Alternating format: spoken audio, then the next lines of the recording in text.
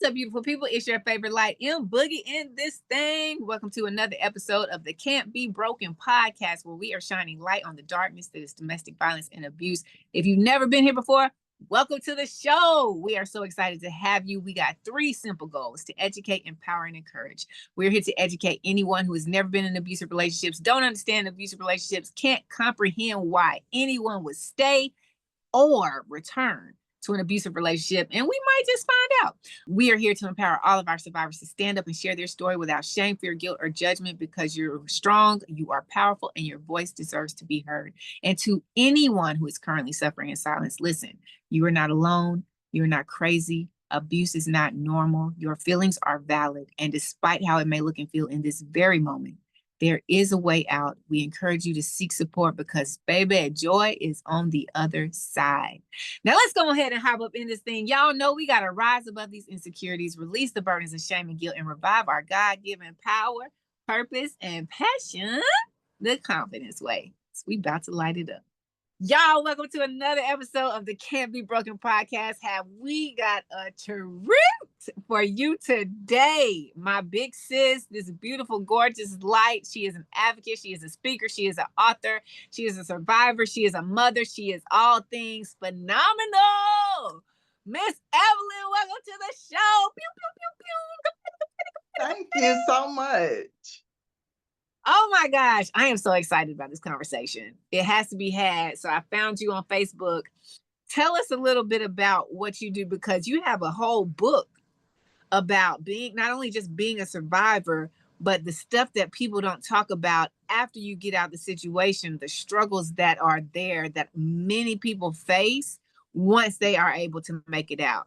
So, but before we get into that though, before we dive in the deep end, let's get our toes a little bit wet. So, you said that you are a survivor of domestic violence and abuse, and it started off young. Had you ever been in a situation where you saw abuse growing up from your family members or your parents or anybody in the neighborhood? To be honest, yes. And I came from an era where it happened a lot and it was kind of normalized. But when it came to me, it did happen to me. But I'm the generational curse breaker. It stopped with me also, by God allowing me to tell my story, and hopefully I will inform some older people that may be in it that doesn't realize that they're in it, and some young people before they enter it. So that's the reason why I'm doing this advocacy. Wow. So you're saying that it happened a lot. Is this within your own family, like growing up in your own household? You were witnessing? Within my family, yeah. Within my family. My mom was a survivor too, but my mom didn't play in the games. So it was one of those type situations. Dang. Goodness gracious. Oh, okay. So you saw it. Now, when you were a child and you were witnessing this, what was your response to it? Or did you feel like it was normal, abnormal? Is this what love is? Or this can't be what love is? Like, what do you remember emotionally and your thoughts when you were witnessing your mom's situation? It was scary, and I felt like that it wasn't normal. It wasn't a normal thing. I knew that, but most cultures, well, our culture talks about molestation, but we really don't have conversations about domestic violence. We need to have open dialogue so people will understand what domestic violence is. And I would like to stress that domestic violence is not only being slammed up against a wall. Domestic violence can mean control, emotional abuse, mental abuse, all of the above. It does not have to always be physical.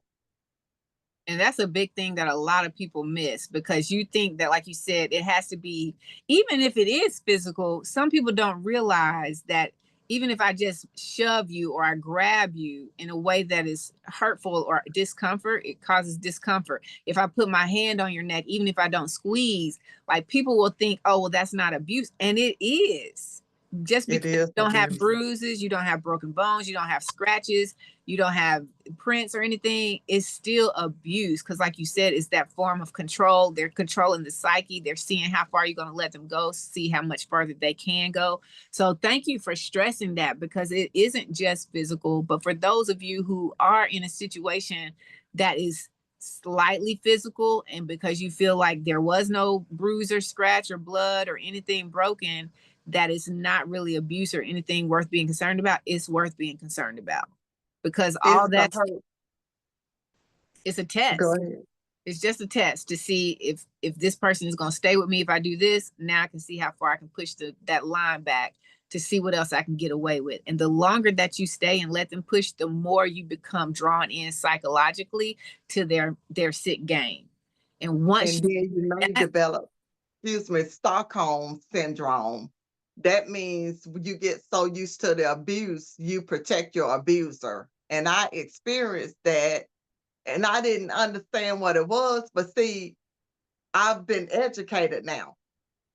That is a syndrome when you get sucked into the abuse and you start denying it. Oh no, that's not what happened. You have a black eye or something. They didn't mean to do it. You're protecting your abuser. That's actually called Stockholm syndrome. blessed assurance, and that happens way more often than it should. So take I've us. done it in the past. I did too. I did too. Even if, yeah, I did too. And I think now, let me say this too. Even if it's not, because you get, in most situations, you get closed off from friends and family, but you still got social media.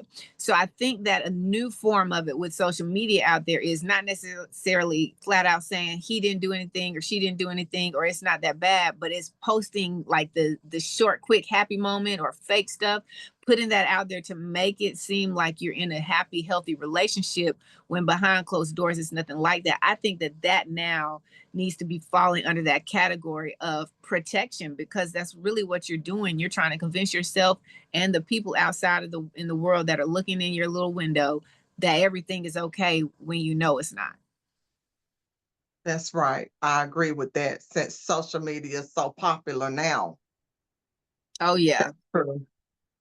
So take us back, because normally when you get into a situation with, my last guest was saying it's not that we're in relationships because you can't relate to an abuser. I thought that was so powerful. I was like, ooh, these situationships now, these entanglements.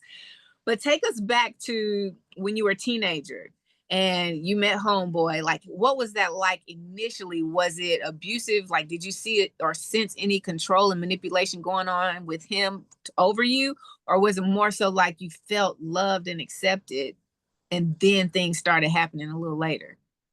I thought that it was love and acceptance. It really wasn't. I can say that I was very naive because I grew up in the 70s.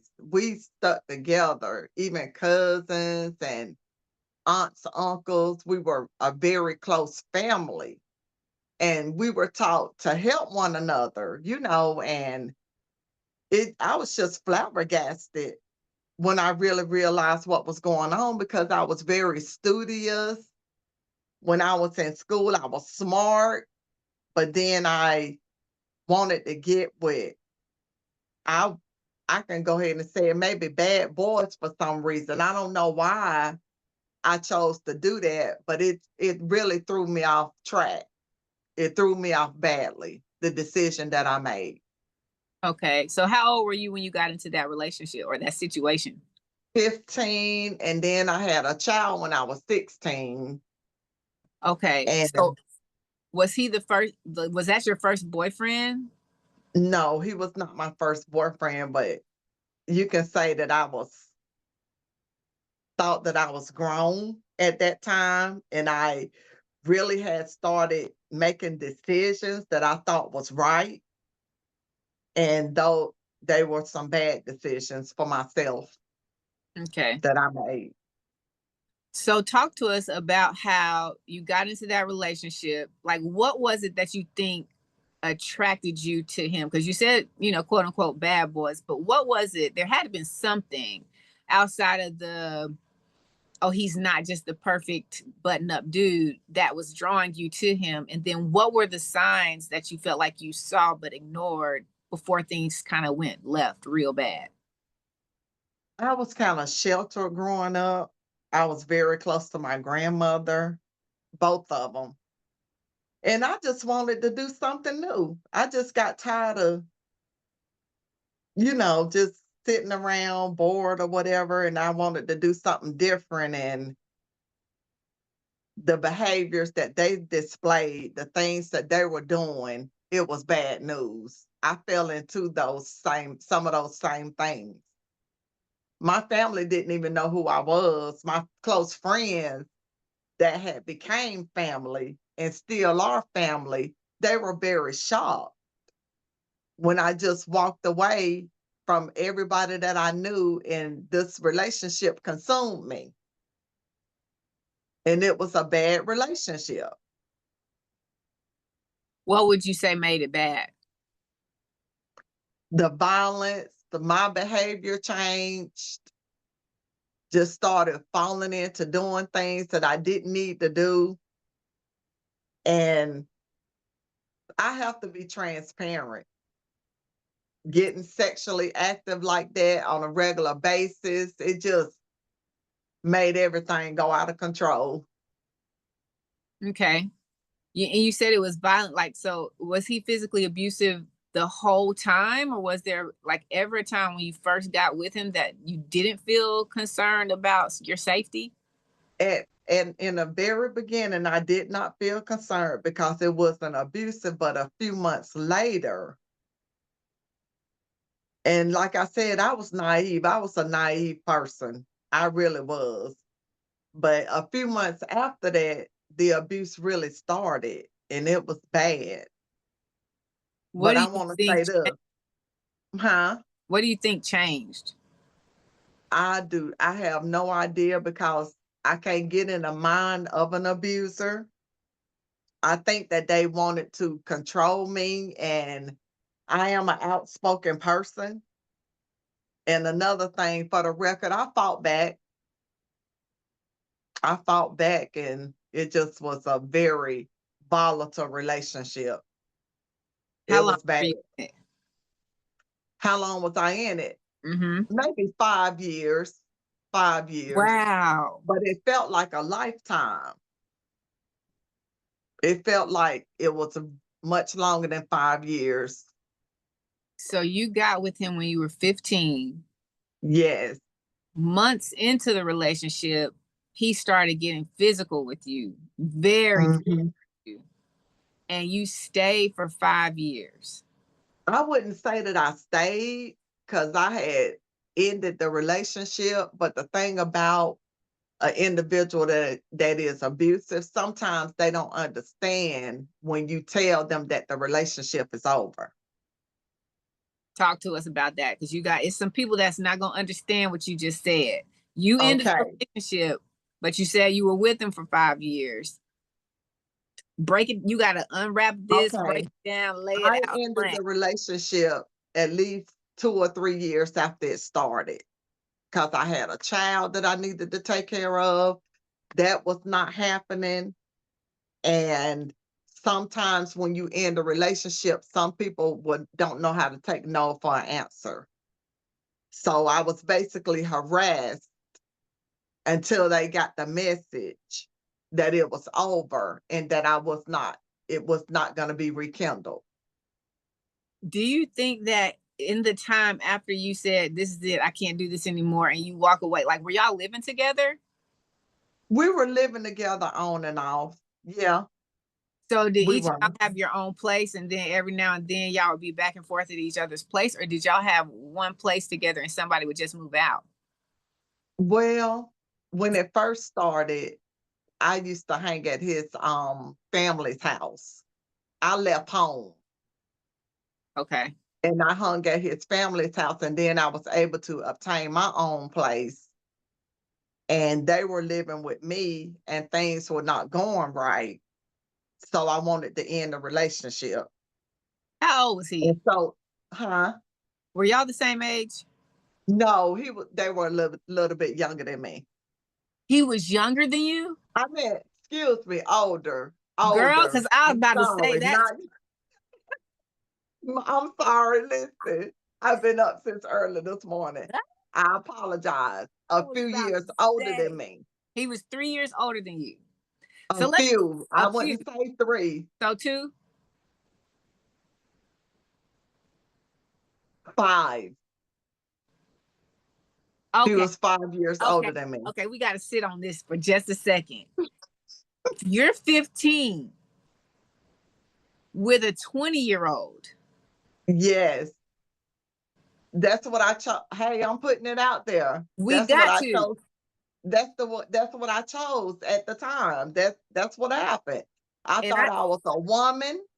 I thought I was a woman. I was immature. I thought I knew everything. And the world had something for me when I got out there. okay. So for everybody listening right now, I'm slowing this down. And this is not to make anyone feel judged. This is because this is such just major important information. Like this has to be sat with. She's 15. She's legally underage. He's 20, knowing that he's with a 15-year-old. On top of that, his family don't say nothing when you're going No, to his house to hang out with them. Like, son, why are you with this I baby? wouldn't put his family in it like that because I made the decision. You know what I'm saying? I It was know you made the decision, but you're a minor at this it time. was his it was his grandmother. And You're a so I made minor at this time. that's correct. And Everybody in this situation has accountability and responsibility that they need to take ownership of. You taking ownership of yours, he has to take ownership of his family has to take ownership of theirs, because there's no way in a healthy family do I let you allow an underage person come hang out here knowing y'all are dating, getting her pregnant, and then some conversation has to be had with somebody. yeah, I'm transparent. I'm saying my part that I played. I Exactly. can't speak for him. I You ain't know asking what I'm you, saying? but we ain't gonna let them off the hook. That's all I'm saying. You're speaking Okay. your part, but there is I don't know no what his feeling was. I don't know what his feeling was, but I know what mine was. I was in high school. I was a good student, and I decided to go my way, and that was one of the biggest mistakes of my life. The second thing, while we sitting right here in this moment, you said you would hang out with them at his folks' house. Then when you got your own place, homeboy want to come in your place.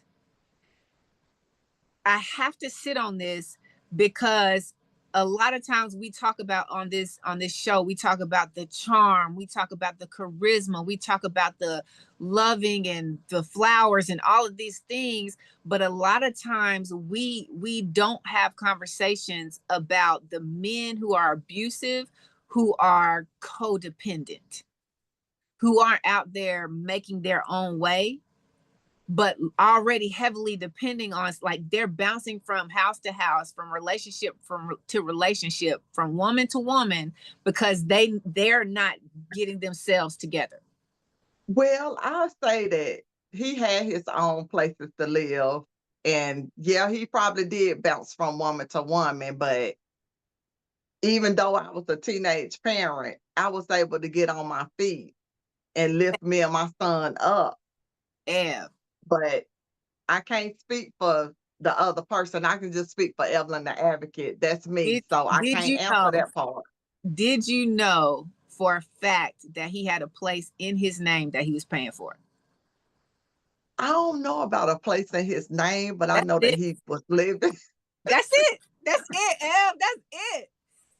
That's I it. can't answer that part, but I Baby, know that no, you just answered it. You just I answered it. know my little Section 8 place was in my name. That's all I can say. You just answered it. Because this is why I'm sitting here, and what I love about being able to heal beyond this stuff is we get to have this conversation with joy, right?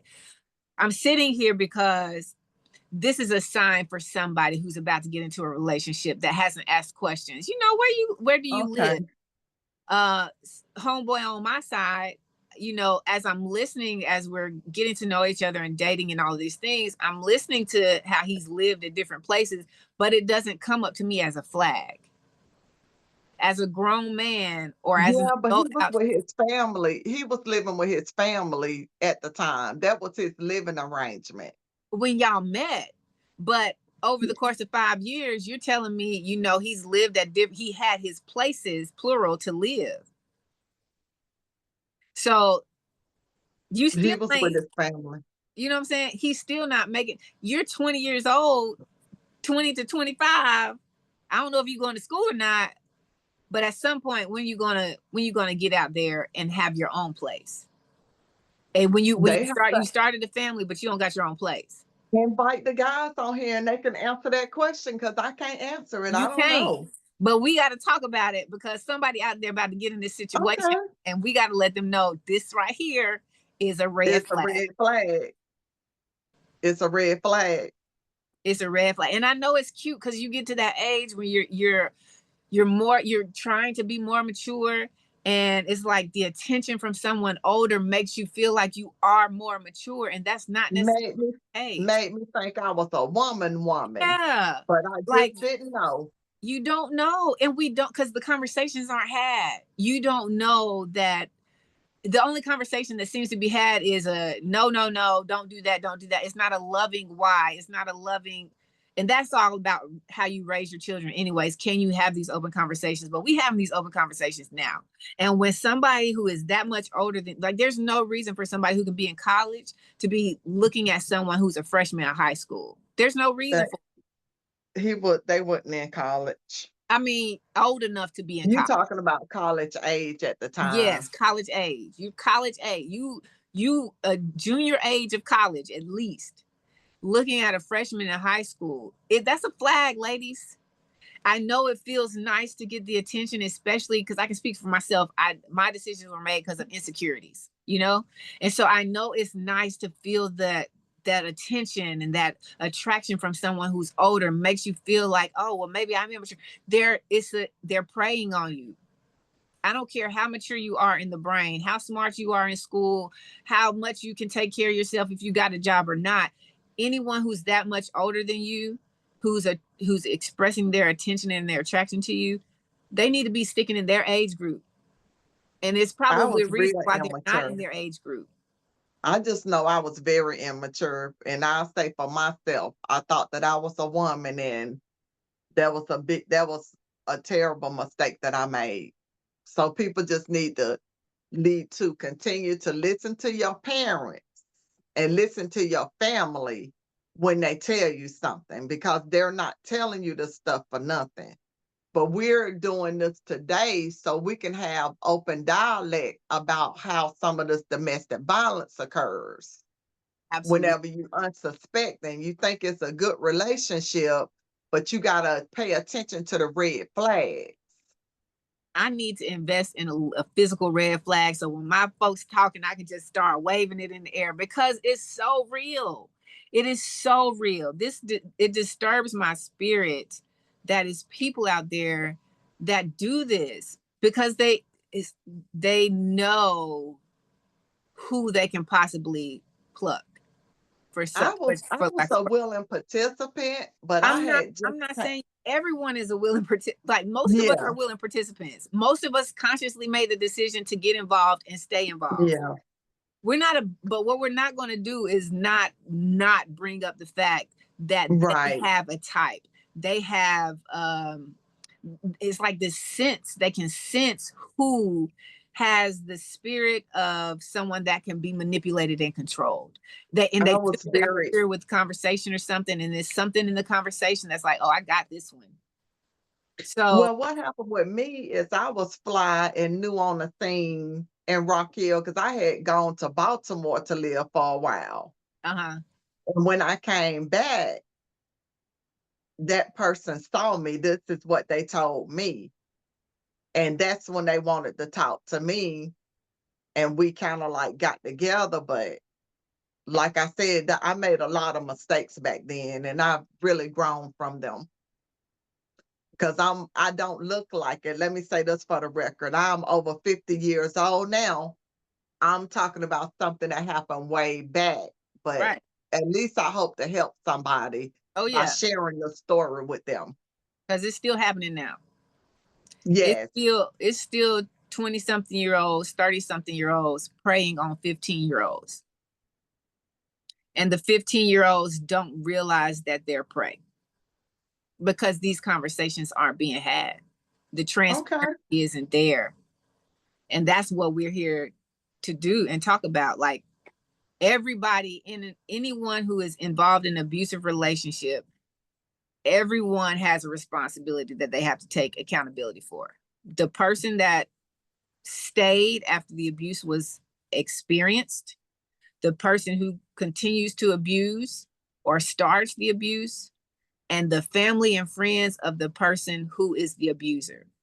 I can't I have to interject. Can I interject? I know this is your platform, but with it. It's I conversation, baby. can't say that I can ultimately blame the person that stayed because sometimes it's no way out. Mm-hmm. I can't ultimately blame the victim. That's one thing about advocacy. You don't blame the victim because that victim knows that abuser. That victim may know if they leave, their life may be taken. So it's a lot of circumstances to that. You know what I'm saying? And they might Absolutely. financially can't do it, or if you go to the law, to the police, sometimes that doesn't work out. It They may may be work. afraid that they may lose their children or something. So Mhm. there are a lot of reasons why some people can't get out of a domestic violence situation, but ultimately, we have to let them have their autonomy. Having their autonomy is making their own decision to get out. Correct. And I wholeheartedly agree with you. Ain't no victim blaming because like I was in an abusive relationship for 4 years. Let's talk about yours since we just met. Mm-hmm. Tell us about your abusive relationship. So I was we got to know each other. We spent the first day we met, we spent the whole day at the park just talking. And in Tell us your hindsight, age. How old were y'all though? we're both the same age. This was 2000. I'm in my 30s at that time.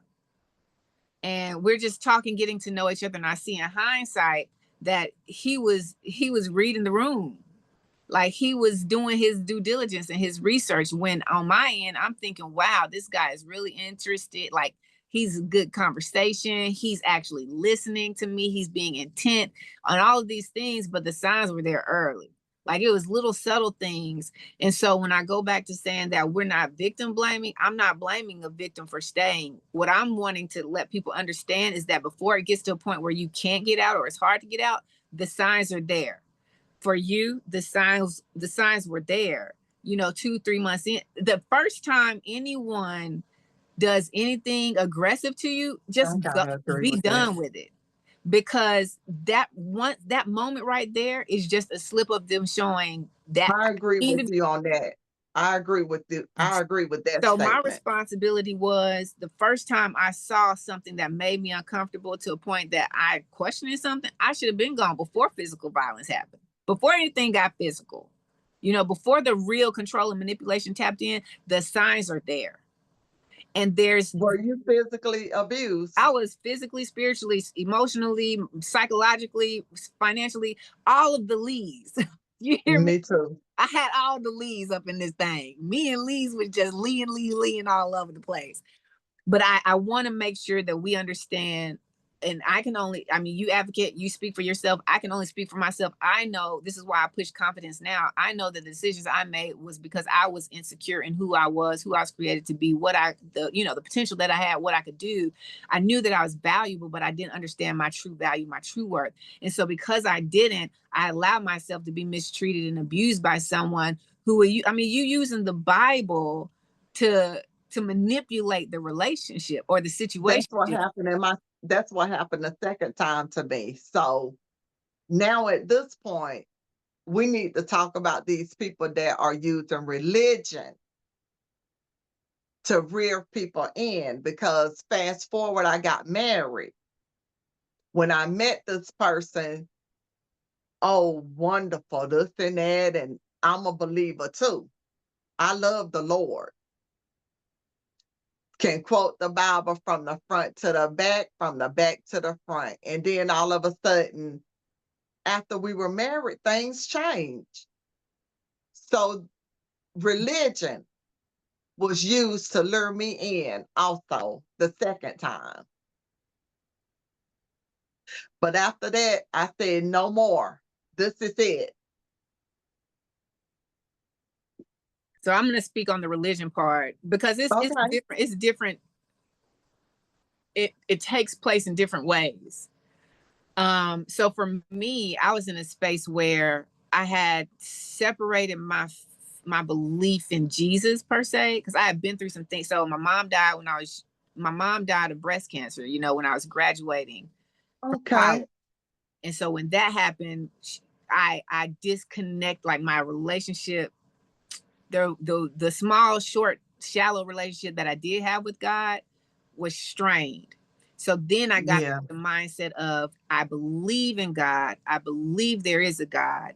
I believe there is creation, but I ain't no more bought in on, like, I was allowing the doubts and stuff of the enemy to get in. So I wasn't bought in. So Mhm. I'm like, okay, well, these just stories. I was You convinced was myself hurt. these were You just was hurt stories. that you had lost your mom. You was It was hurt that you hard had lost your mom. because I'm like, okay, we praying. She ain't getting better. You know what I'm saying? I'm reading. I did not want, she would ask me to read the Bible while she just laying there. And I promise you, I did not want to touch the Bible because I'm Mm. you suffer to death.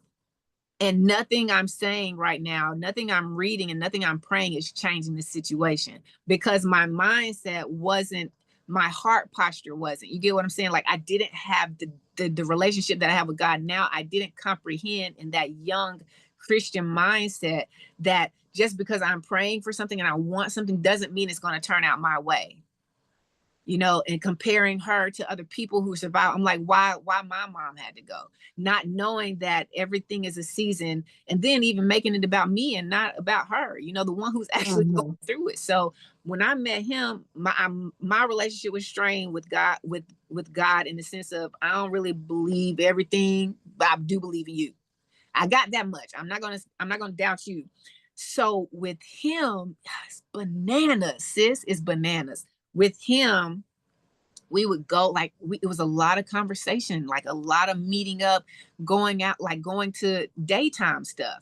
We go to the coffee shop and sit, and he would, read the Bible and then interpret it in a way that made sense to me. And I'm like, holy moly, because I've been around the church. I've been in the church my whole life. God's been around me my whole life, but it's always kind of just been believing because I was told to believe, and not because I Yeah. myself to comprehend and understand. You go to church on Sunday and you don't see the Bible again until Sunday for the 2 minutes that y'all stand in the church to read. So he's reading, he's doing all the things, and I'm like, whoa, he's giving me a visual picture of what we're reading, and it's sitting in, I'm understanding it at this point. So that became attractive to me. I'm like, okay, I believe in God, and at one point I did believe in Jesus, and now you're kind of bringing me back, but I'm still a little distant. And so the crazy thing is, it's like he would talk about being equally yoked. And in my mind, I'm like, well, if you don't think we equally yoked, why we still, why are you still pursuing this? But it was a front. Just because you know the Bible don't mean the Bible is in you.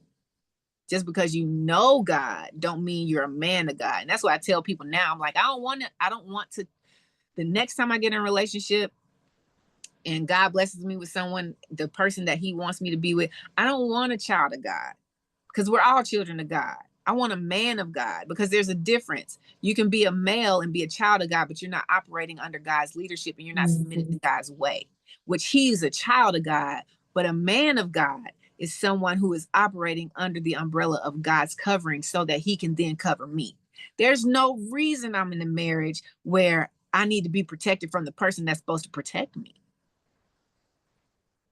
I kind of agree with some things you're saying, but from what I've learned, I'm a little bit older than you, and I can make this comparison. When I got married, I was 27, at the time and into church and things like that, a single parent wanting to settle down at that point. Met my ex, he was into the church, but once we got married and stuff, the church attendance decreased, and it was like another person came forth, and everything was rush, rush, rush, rush, rush when we first met. So I was still a little naive when I was 27 because I was manipulated and thinking that I was going to have this white picket fence and everything was going to be perfect, but it was far from that. Same. Everything was That's why we have to know when we say that we want this type of man, what did you say that you wanted now? a man of God, not somebody A that man goes to of church. God. Just because you But went to church doesn't make you a man of God. first of all, we have to know God for ourselves, and we have to have a relationship with God ourselves ultimately. And then that way, I believe the Holy Spirit, when we surrender our lives, the Holy Spirit will let us know when the situation is right or wrong. Because Facts. I was thinking that my ex-husband was going to cover me, and sometimes with religion, we just attend church and we really don't know what's going on, really, seriously, when it comes to a relationship with God. I was thinking that since he's saved, I can be saved. He can show me this and he can show me that, but you have to study that word for yourself and know who you are and what kind of relationship you have with God. You cannot expect a man or a woman to impact that. You have to do that yourself. Absolutely. I agree with that. I agree with that. I've learned that. Yeah. And that's when you have that relationship with God, you're able to discern better. You're discerned right there.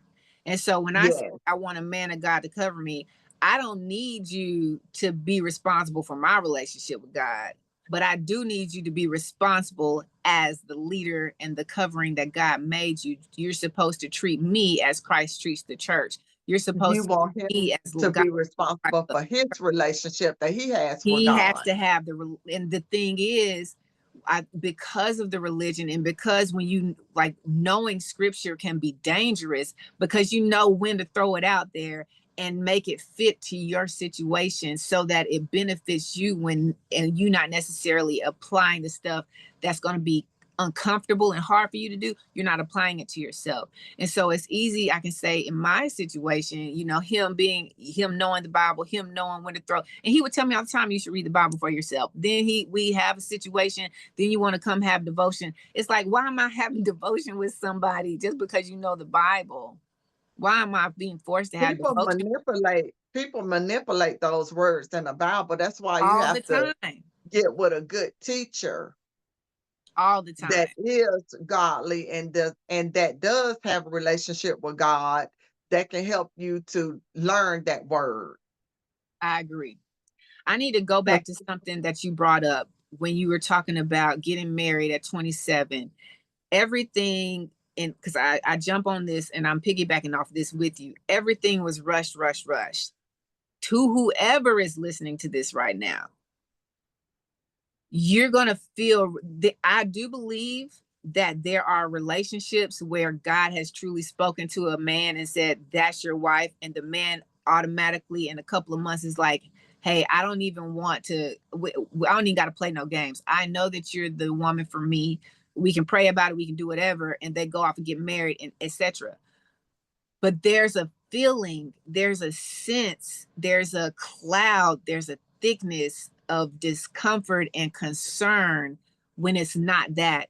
You feel this rush. You feel that we got to move in together, or we need to go ahead and let's just go to the courthouse, or there's a lot of things that you're feeling rushed on and trying to make decisions for, especially if they don't have the finances.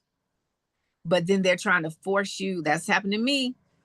forcing me to make decisions, not forcing me because you're not holding my hand behind my back, but manipulating me and playing with my mind enough to help me make a decision that benefits you more so than us. And so when you're with somebody, when you're dating someone, when you're entertaining the idea of a companionship, be mindful of the pace. Be mindful of the nudges, because sometimes when there isn't physical abuse there, the nudges are what you got to be watching for. There's no reason you should feel rushed into something, because that feeling means let's just take a step back. And what I've learned is when you get in a situation, whether it be physical, whether it be financial, whether it be mental, and there is the manipulation and abuse is there, if you just challenge something, like if you just take a moment to say, okay, well, let's just take a pause for a minute. And you can do it with the most humble spirit and express your concern, it triggers something in them. And they may or may not be able to hide that immediately. But there's always signs there. There's always flags there that we ignore along the way, that we say, oh, that's just minor. Pay attention to the minor flags. How often do they pop up? If you challenge that flag, is that causing the person on the other end of it to get a little rough? Is it causing them to get a little abrasive? Is it causing them to say, well, you just, come at you in an angry way? Because that right there is letting you know, it's giving you it's like an inside scoop of the character that they're not necessarily showing you. And I don't know if you agree with that. I'm just speaking from my experience. What was your experience like? Like, break down the marriage, and you're saying you felt rushed at 27, even though you was like, okay, we started off good and things kind of shifted. I was just deceived. That's all I can say. I mean, they came in like they wanted a family and things like that, and it wasn't that.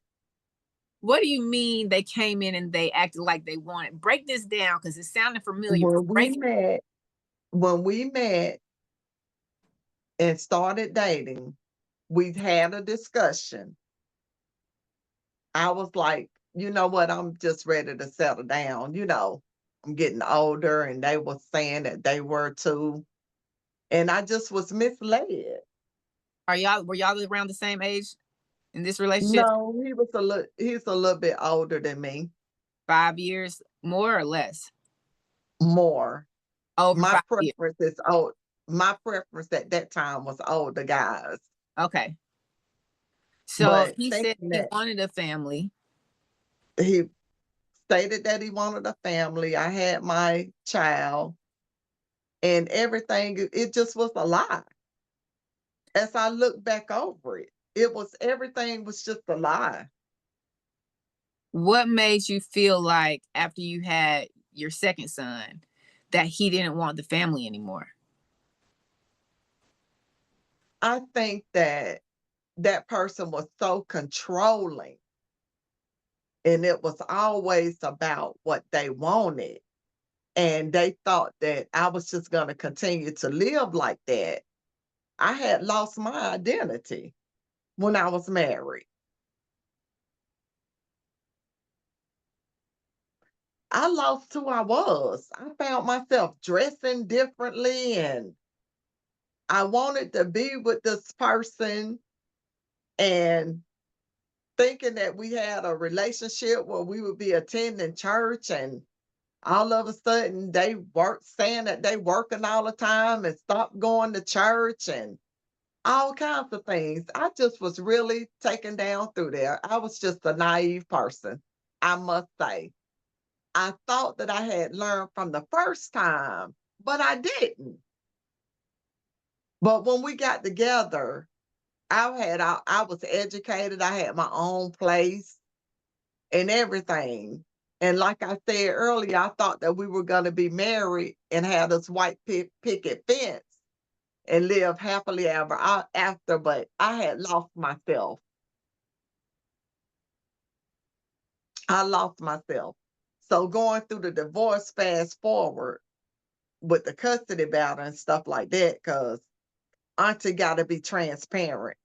I wasn't perfect in the marriage.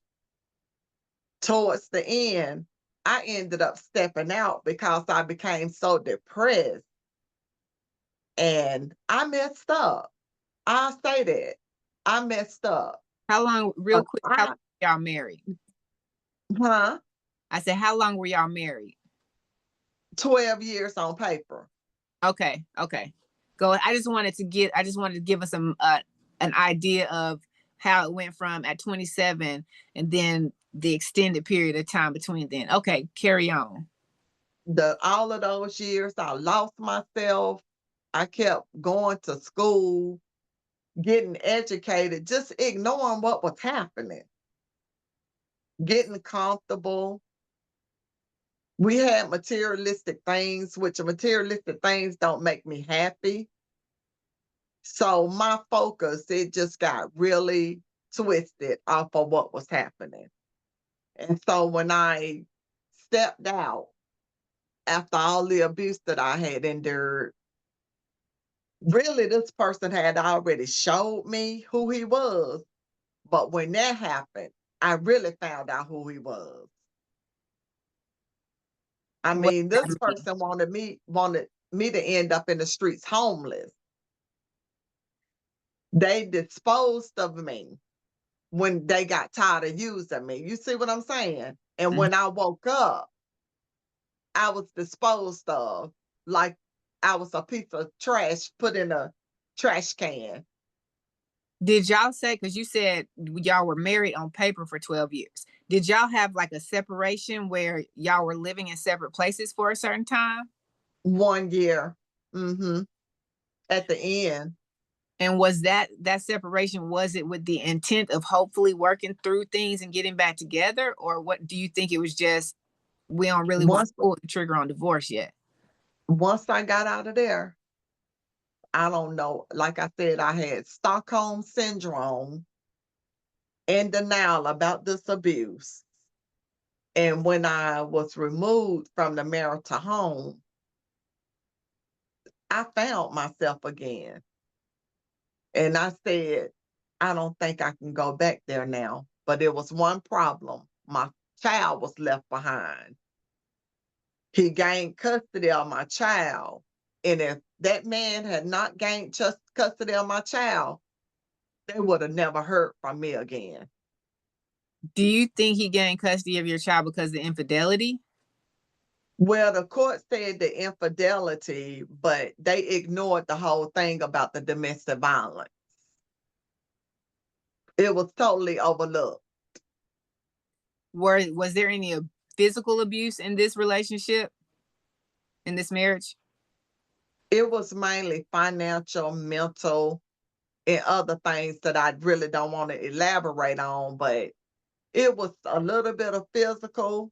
You can categorize it as physical, but it was the abuse that I just mentioned. So, do you believe in all of the research and the studying that you've done up until this point now, and all of what we're going to get into what you experienced as being able to go in and defend yourself?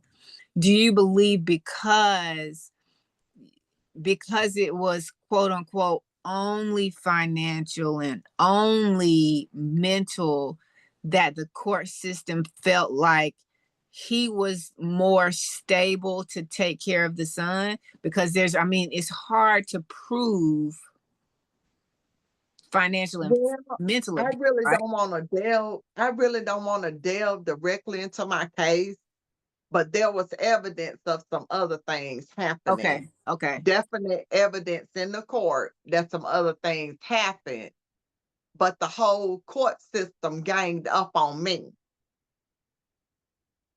So the evidence was there, but the court refused to accept the evidence. Y'all, So we were not held at the same standard. You see what I'm saying? of course, and They that's did important. things throughout the marriage for 12 years. When I made the mistake of infidelity, I was taken down through there. You would have thought that I may have unalived somebody at Mhm. that point. But a lot of times when somebody breaks you down and your self-esteem is so low, you will begin to do things that you wouldn't normally do. And that's what happened in my situation. I'm not perfect. I'm transparent. And that's what we all about right here. It's important that we sit with this because, like you said earlier in this conversation, a lot of people don't understand why people don't leave. At a certain point, there are so many sinkholes around you that it's hard to really get up out unless you have like the best support system, the best any and everything to pull you out of that. Because people who haven't experienced anything like this don't comprehend, or it's hard to comprehend, that the court isn't going to be on the side of the person that was abused. It's And just, if your abuser has money and power, it's no telling what's going to happen to you. I want to say that. So when if you're happen to be in a situation like that, protect your credit, have some access to some resources, because if you don't, if you are solely dependent on that person, it's not going to work out for you. and you have to speaking of having your own resources, because there's so many times where they do manipulate the situation so that the person who is experiencing the abuse is really financially dependent on that. So Yeah. I know that there are options for you. You can go to a credit union, you can open an account, because a lot of credit unions print your debit card right there. Like, there are ways for you to start setting aside your own funds in a way that, go paperless statements, create a separate email account that's only on one specific device, or something that you only access when you go to the library.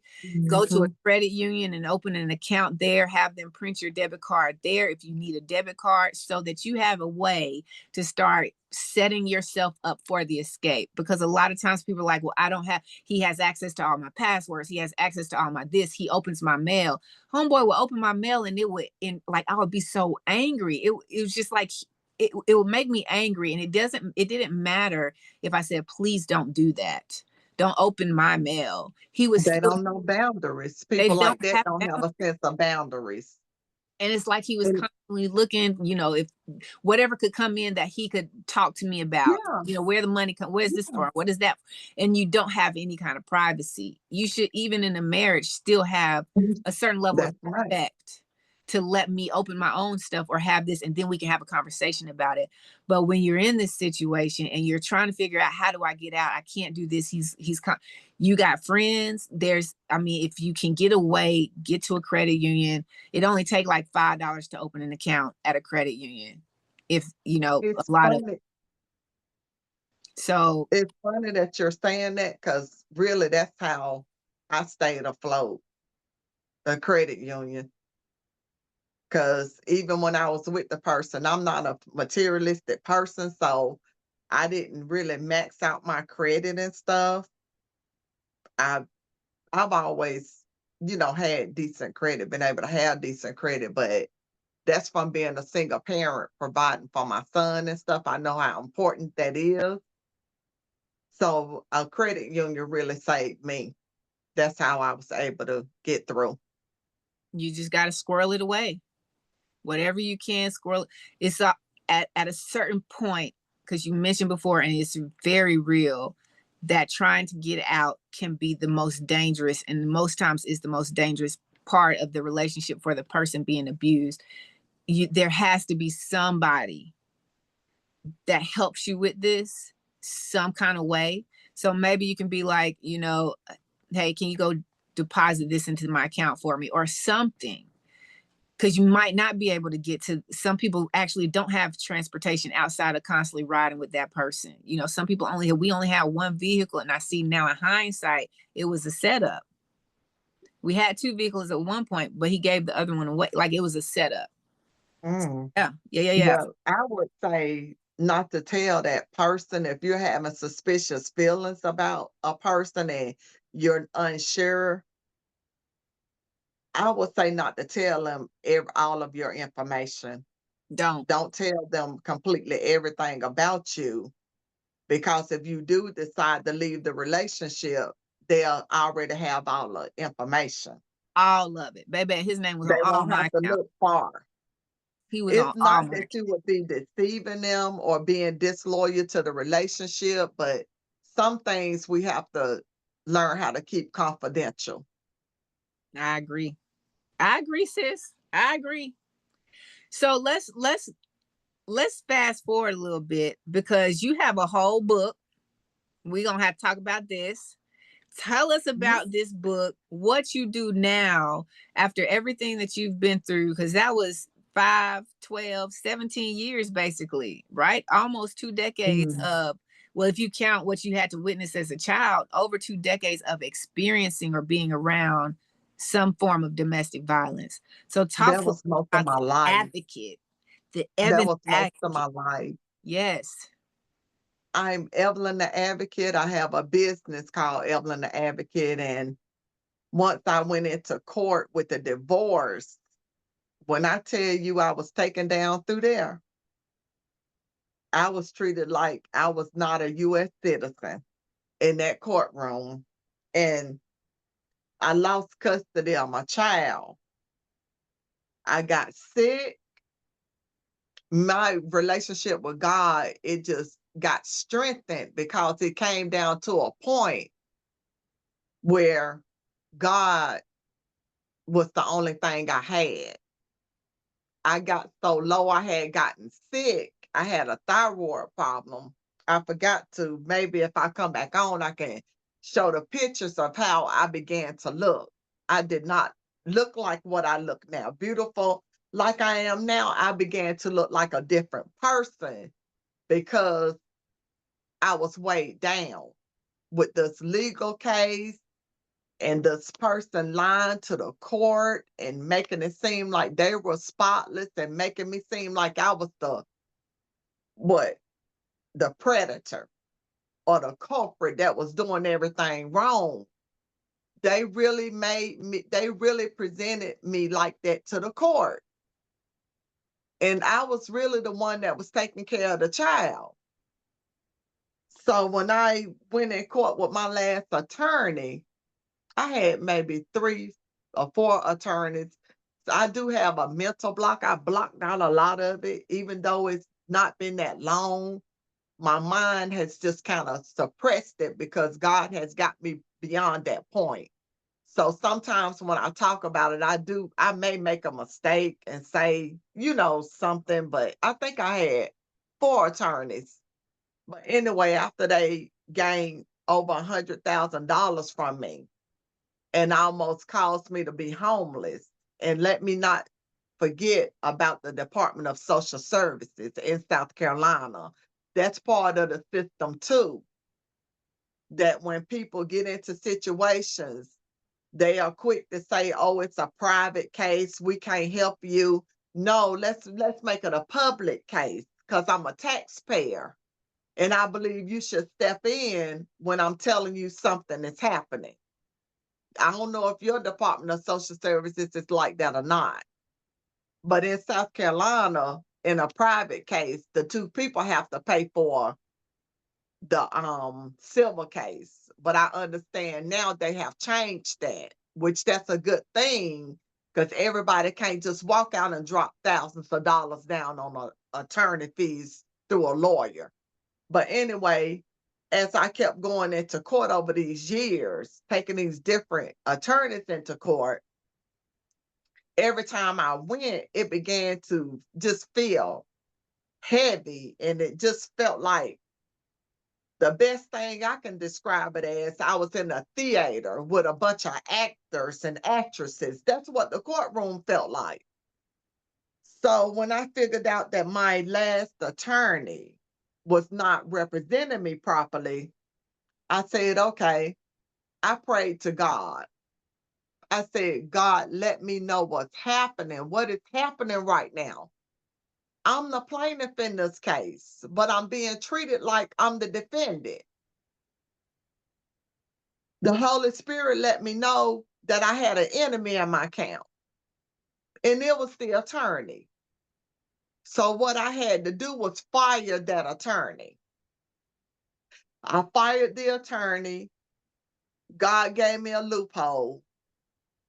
The opposing attorney was on the case for 12 years, very familiar with the case.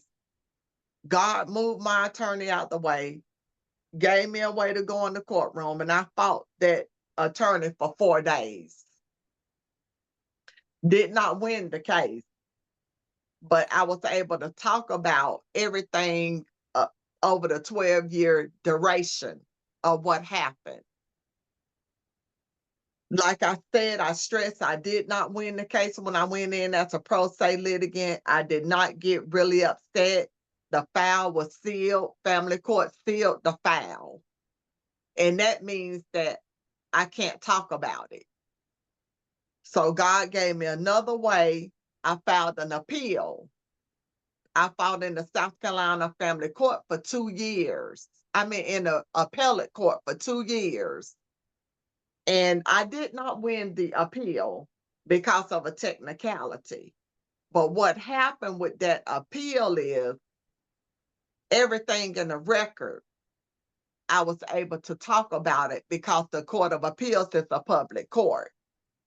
So the family court tried to shut me down and tried to make this case stay hidden. But I made a sacrifice through the power of God and the Holy Ghost. That's why I'm sitting right here to tell everybody what happened in that case. So you've been in court basically for 14 years. Basically for 14 years, almost homeless, sick, $100,000 gone, my child gone, So people playing games with visitation, paying my abuse or child support. When I wait a tell minute. you, Wait, stop, please. Your ex-husband won custody because he had more money in attorneys, and I the attorneys believe, weren't up to par to what they needed to be. So he has full custody. You get visitation and you pay child support and had to pay some of the legal fees for him too. and his. Some of his legal fees. So when I tell you that, that's why I said these manipulators will show you exactly who they are. Do you understand me? When they get tired of, when they realize that you are not coming back, and they get tired of trying to reel you back in, and they see you not coming in, they will dispose of you like They'll you try to destroy, mean nothing. not just dispose. They will try to destroy. They will try to destroy They're you. very petty. They're very petty. But now, with my beautiful self, I've been in a long-term relationship. And when I met my person that I'm with now, it was all at the right time. I was 5 years into that court battle. And we met, we knew each other when we were younger, but we never really crossed paths. We wouldn't have made it because of who I was back then. And they used to be different back then too. But I'm in a loving relationship now. Man, I went, listen, this is when I'm supposed to have a soundboard and do the crowd cheer. Ding, ding, ding, ding. Everybody like, Yes. yeah. That's And beautiful. I'm thankful. I am grateful. I'm glad that God allowed me to live through that. Amen. But I am going to tell my story. I met some people that really supported me, that encouraged me to write down what happened. Because I never wanted to be an author, but I'm an author now. What's the And name I of do your work book? in, it's called Evelyn the Advocate. my journey through domestic violence and the family court system. How can someone purchase it? It's going to be on Amazon and other platforms. August the 15th is the release date. Okay. Are you doing any pre-orders? Working on my website right now. Okay.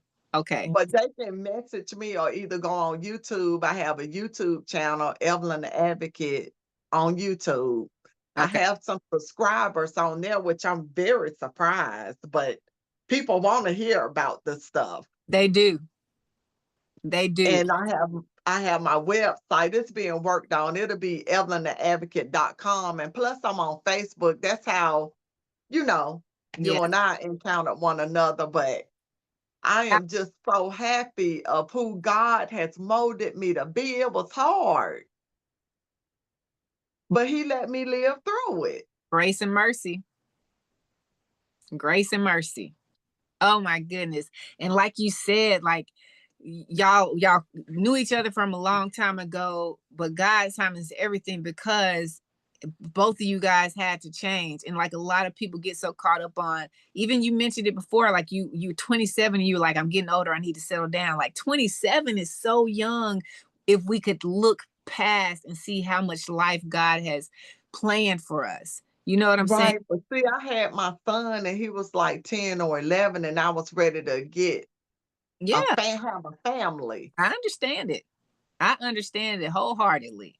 But it's just amazing how we can grow into these amazing, like God can craft us and still get us to fulfill his purpose and plan for our lives, even when we make the wrong decisions and veer off his perfect plan in the first place.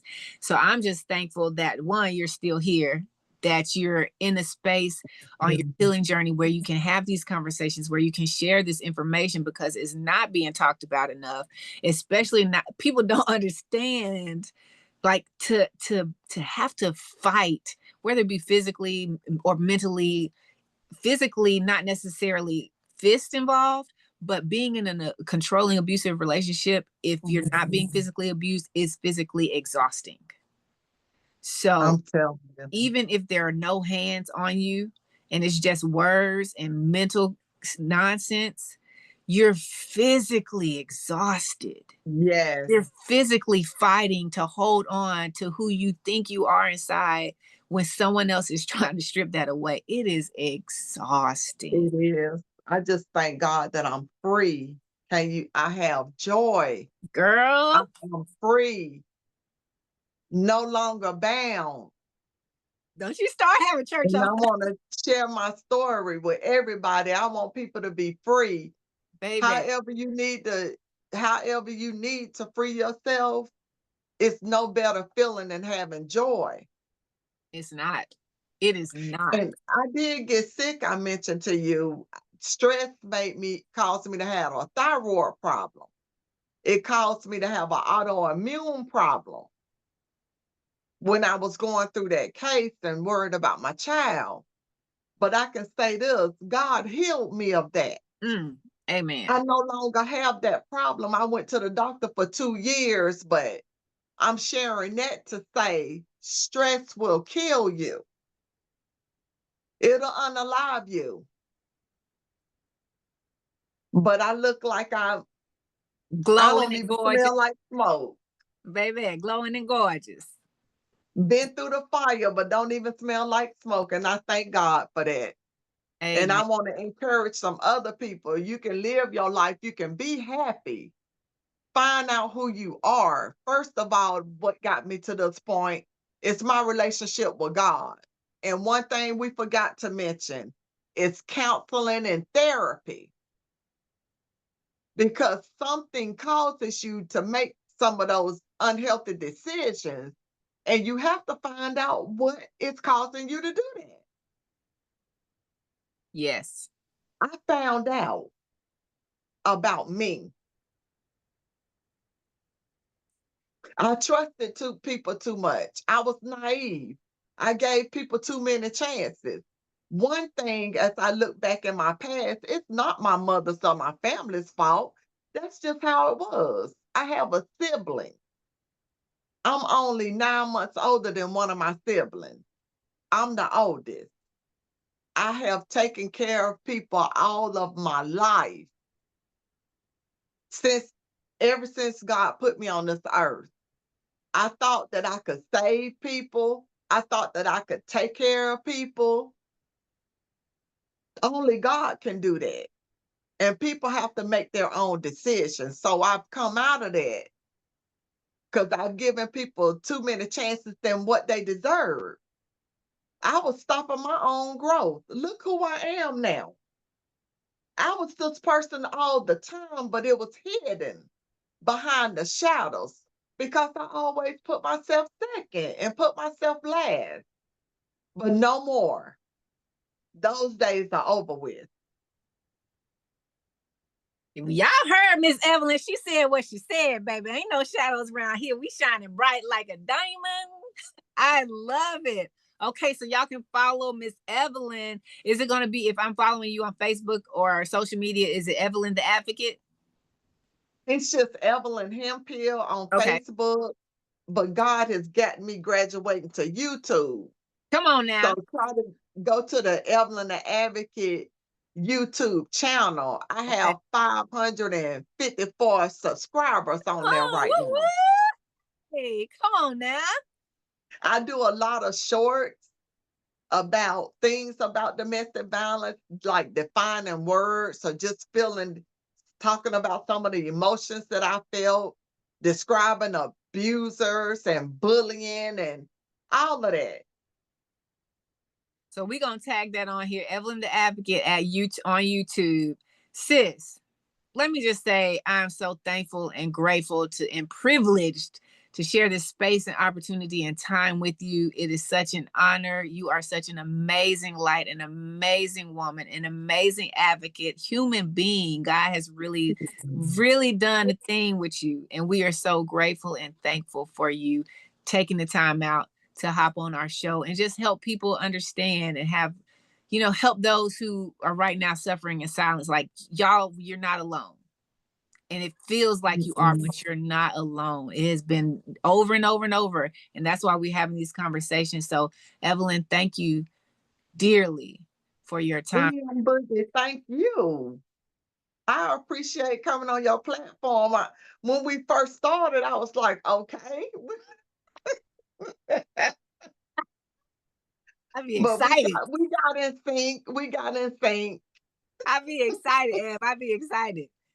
Y'all, thank you for tuning in to another episode of the Can't Be Broken podcast, where we are overcoming our insecurities, releasing the burdens of shame and guilt, and reviving our God-given power, purpose, and passion the confidence way. I need y'all to keep showing up, keep sharing your light, keep shining, and you know what it is. As always, until next week, we gone. Bye. Thank you.